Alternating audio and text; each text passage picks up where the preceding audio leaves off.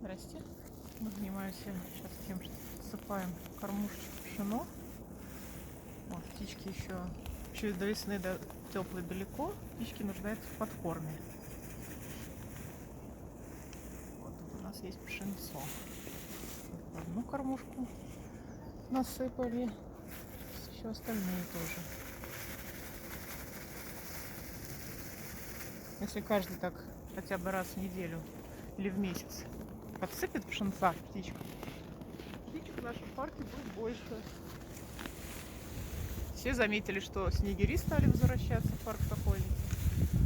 Другие интересные птицы, которые обычно водятся только в лесу диком, а у нас все-таки общественное место, но тем не менее много птиц отмечают посетители.